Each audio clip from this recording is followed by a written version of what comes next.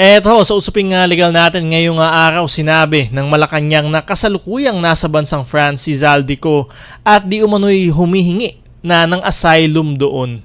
Nauna dito kinumpirma din ng palasyo na punta sa kustodiya ng Czech authorities, SICO. Pinaghahanap ang dating mambabatas dahil sa kasong korupsyon at malversation of public funds kaugnay ng di umanong maanumalyang flood control project sa Oriental Mindoro. Kaya naman sa ating tanong sa bayan ngayong Sabado, May 2, 2026, ano ang reaksyon mo sa ginagawang hakbang ng gobyerno para maibalik sa Pilipinas si Zaldico? Ano ang reaksyon mo sa ginagawang hakbang ng gobyerno para maibalik sa Pilipinas si Zaldico?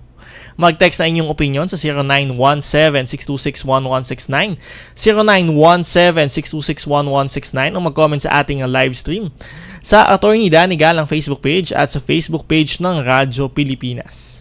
Para pag-usapan ang usapin nga, makakausap natin ang international law expert na si Attorney Romel Bagares.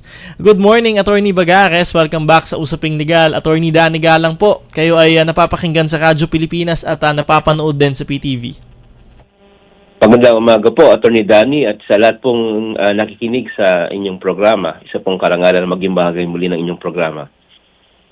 Eto sir, Attorney Romel, your thoughts on this? Si Zaldico daw was initially detained in Czech Republic sa mga Czech authorities, and then bigla siyang nawala, and they are saying nasa France na ho siya ngayon, pero itong Czech authorities hindi sila nagbibigay masyado ng mga detalye. Any thoughts on this, sir? Ano ho yung posibleng nangyari ho sa kanya dito sa Czech Republic? Meron kasi tayong balita, ito rin sinabi ng ating mga otoridad sa Pilipinas na siya ay na-detain dahil meron siyang dahil wala siyang sapat na mga dokumento, sa kanyang pagbibiyahe, yung travel documents. At sa ating kasing consular relations conventions, merong obligasyon yung isang host state na mag-notify, na magsabi sa state of origin ng isang tao na meron siyang nagka-problema, So, may obligasyon yung Czech Republic na i-notify tayo. Lalo pa kapag ang isang tao ay bago umalis sa Pilipinas ay may mataas na katungkulan sa pamahalaan, di ba? Dahil siya ay dating nung umalis ng Pilipinas, siya ay isa pang congressman. At we can intelligently say na meron siyang or hazard to guess na may dala-dala din siyang passport na isang malamang yung kanyang diplomatic passport pa noon na nakanselan na. Kaya merong notice na generate sa atin. Pero nung pagkalaunan, meron ng parang tight-lipped na yung mga Czech authorities. Yun ay dahil siya ay nag-file na ng asylum petition. Kasi pag meron ka ng asylum petition, this becomes confidential.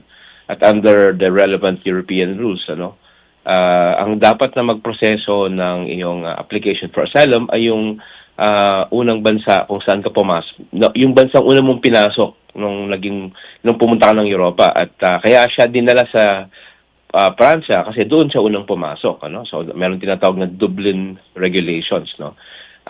Sinasaad ng regulations na ito po yung agreement ng lahat ng member ng European Union na patungkol po sa asylum, na pag merong asylum petition, ang bansang magkuproseso nito ay yung bansang unang pinasok ng isang asylum applicant o kaya yung estado kung saan meron siyang closest connections.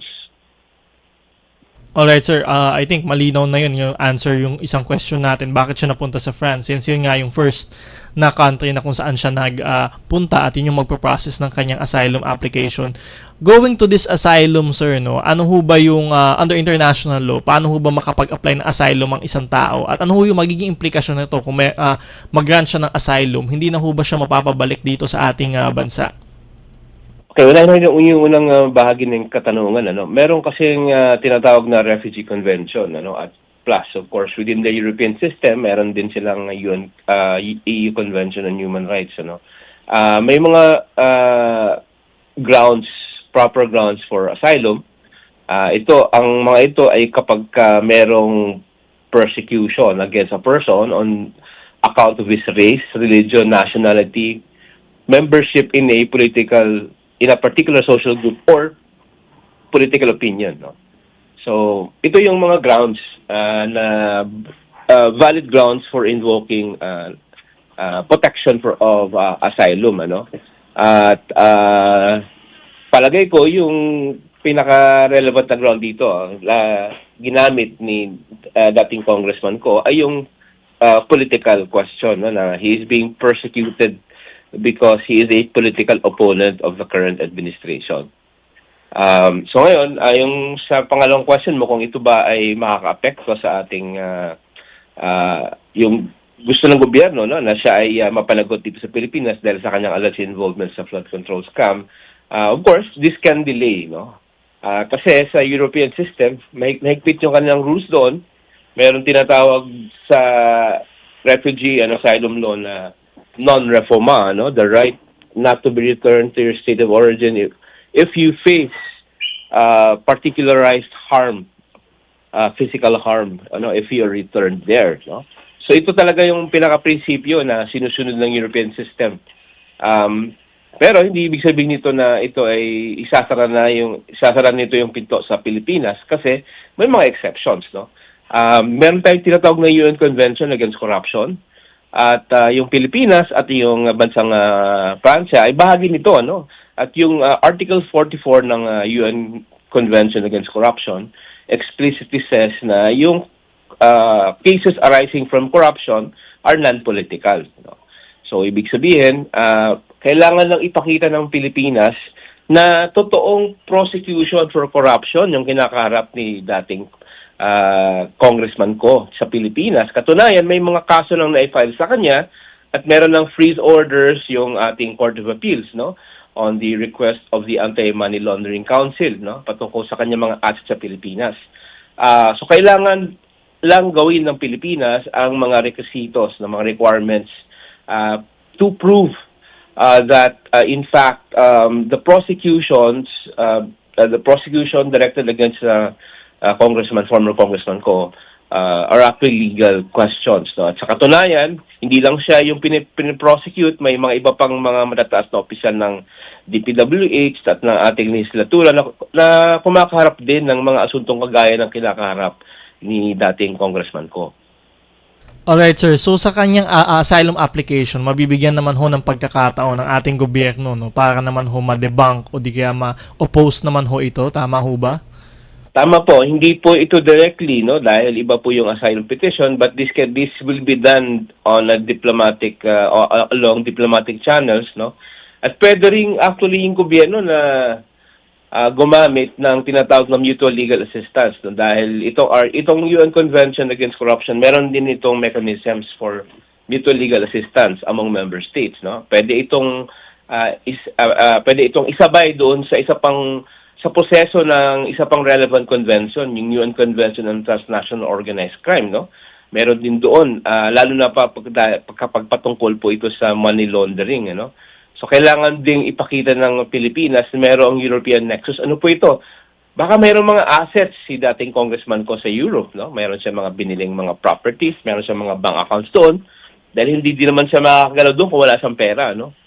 So, ito po dapat yung bagay na maipakita ng ating pamahalaan sa bansang Pranses.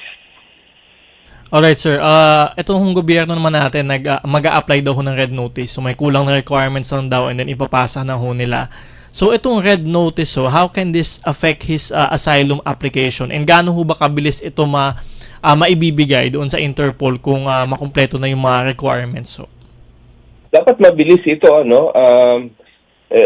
Actually, nasusurpresa din ako dahil matagal na po itong kaso na inihain kay congressman ko, yung freeze orders nga, mga ilang buwan na ang nakararaan simula na ito ay may issue, ano? At yung Sandigang Bayan ay dinidinig na yung mga kaso, ano? Ito yung assistance, itong red notice, no? Request for assistance to arrest a person. And I think that yung red notice kasi it's a form of cooperation, ano? For all members of the international police or organization, no? Kailangan sa tingin ko kailangan itong sundan din ng proper na invocation of the mechanisms for mutual legal assistance under the said conventions, no. So isang maliit na bahagi lang ito. Ang tingin ko mas malaking trabaho talaga dito yung mechanisms under these two conventions kasi yun po yung legal basis talaga, no. At normally sa European system, kapag in-invoke mo po itong mga patungkol po sa money laundering, wala ngang requirement ng double criminality, no? Kasi sa extradition, merong dapat na sundin ng double criminality procedure. Ibig sabihin yung kasong inihain natin laban sa kanya ay meron ding kaakibat na kaso doon sa Europa, no? Pero pagdating doon sa financial crimes, no, which arise from corruption, these crimes are exempted from the double criminality procedure at mas mabilis po yung proseso. So dapat parallel po ito doon sa red notice process, no. Kasi yung pong legal basis talaga ng red notice will be the violations of the relevant conventions to which both the French and the French government and the Philippine government are parties. Alright, sir. Pero if kunyari meron na siyang red notice and then yung application niya for asylum is still pending, pwede ho ba siyang hulihin o hindi na ho talaga? Hindi siya pwedeng hulihin, no, dahil nga sa yung relevant na provisions ng asylum dahil pending siya. Madidelay po yung process. Kaya nga po, ang mangyayari ho kasi dito, ipapakita po talaga natin na walang basehan yung asylum petition. So, merong delay talaga mangyayari dyan kasi kailangan mong patunayan sa gobyerno ng Pransya na gawa-gawa lang yung sinasabi ng isang asylum applicant na he is facing sure harm, no? Unang-una, alam natin, meron siyang mga pinalabas sa social media, no, na mga videos alleging crimes in which he was allegedly part of, no? Pinangalanan pa nga niya ang ating Pangulong Marcos at si dating Speaker Martin Romualdez na mga alleged masterminds ng flood control scam. Kaya lang, hindi naman ito sworn statements, no? So these have no legal weight. At sa ating pagkakaalam, hanggang ngayon, wala naman siyang na-execute na apostille na documents, no? Sworn statements before the relevant European authorities, which affirm what he said or claimed earlier, no? So right now, wala siyang talagang proper basis for his claiming na whistleblower siya, no? And he is being targeted for assassination because he decided to spill the beans on the alleged masterminds. Wala siyang sworn statement, puro lang social media statements, and these carry no legal weight, no? Kasi yun, tingin ko, yun ang sinasabi niya doon sa kanyang petition for asylum na he is the whistleblower at dahil nagdesisyon siya na isiwalat ang katotohanan sa flood control scam, merong banta sa buhay niya. Kaya lang, wala siyang legal document executed to that effect, yung sworn statement. So he cannot really prove that he's a whistleblower. Wala siyang tunay na basehan kung wala siyang sworn statement. So dapat madali lang yan para sa Pilipinas na patunayan na walang threat of persecution laban kay dating Congressman Ko, bagkus he's actually being prosecuted for corruption. Alright, sir. Ito ho, panghuli na lamang ho, no? Ano ho dapat yung mainam or yung effective strategy dapat na gawin ho ng gobyerno para ho talagang maibalik dito si dating Congressman Saldico? So kailangan niya i-trigger itong UN Convention Against Corruption mechanisms, no, for mutual legal assistance.